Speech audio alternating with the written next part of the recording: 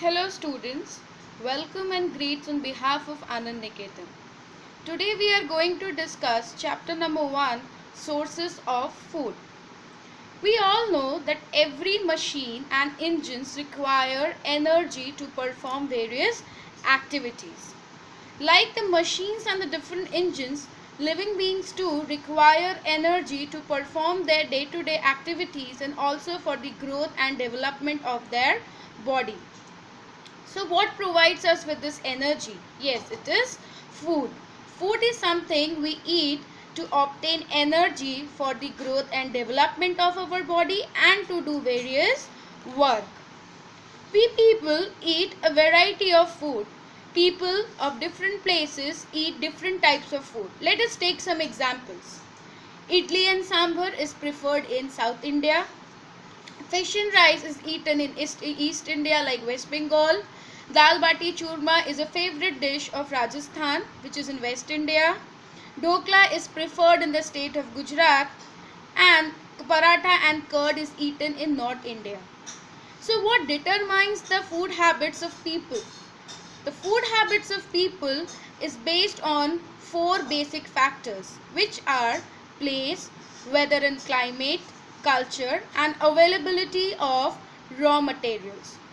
The raw materials which we obtain from the various sources are used to make the different food items. For example, if you want to make cooked rice, you will first use rice grains, and to these rice grains will add water, and when the two are mixed together, what we get? We get cooked rice.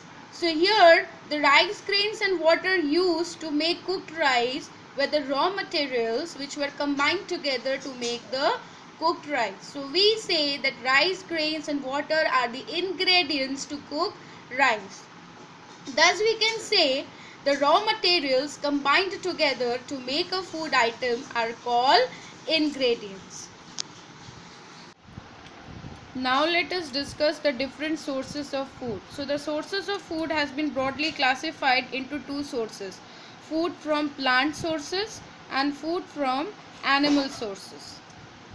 Green plants can only make their own food using sunlight, carbon dioxide, water with the help of green pigments by the process of photosynthesis. So green plants are known as producers. Now let's know what products we get from plants. We get cereals like rice, wheat, barley, etc., fruits, vegetables, spices, beverages, pulses, nuts, etc. We eat different parts of the plant. The parts of the plant which we can eat are known as edible plants. For example, the carrot and radish which we eat are the roots of the plant. Similarly, the onions and the potatoes eaten by us are the stems of the plant, and so on. Now let's discuss the different food that we get from animals. Animals basically provide us with milk, meat, eggs, and honey. The animals which provide us milk are called as milk yielding animals. The animals which provide us with meat are known as meat yielding animals, and the animals which provide us both meat as well as eggs are known as poultry animals like hens, ducks, turkey, etc. And honey is produced by the honeybees.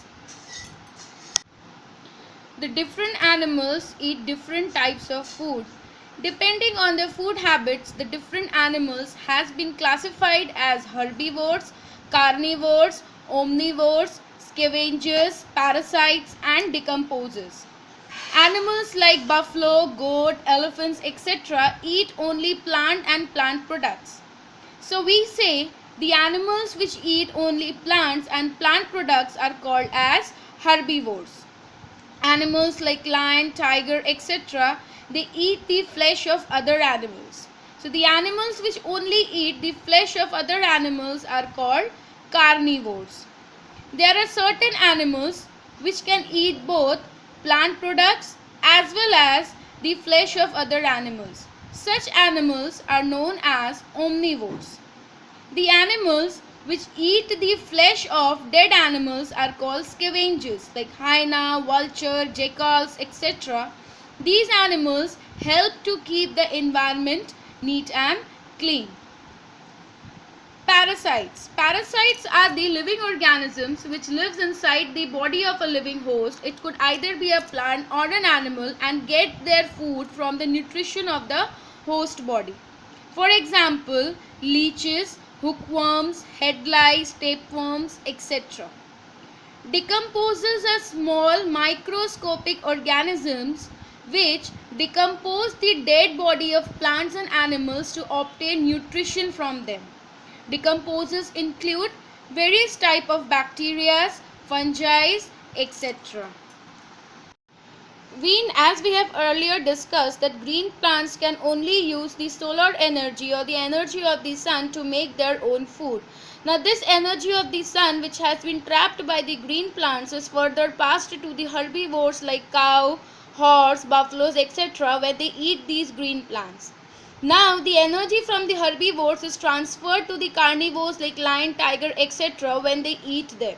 So here we can see the flow of energy through the different level of organisms or animals, and this flow of energy is known as a food chain. For example, in the example given here, we can see that a plant or a producer is being eaten by the goat, which is an herbivore, and plays the role of a primary consumer in the food chain.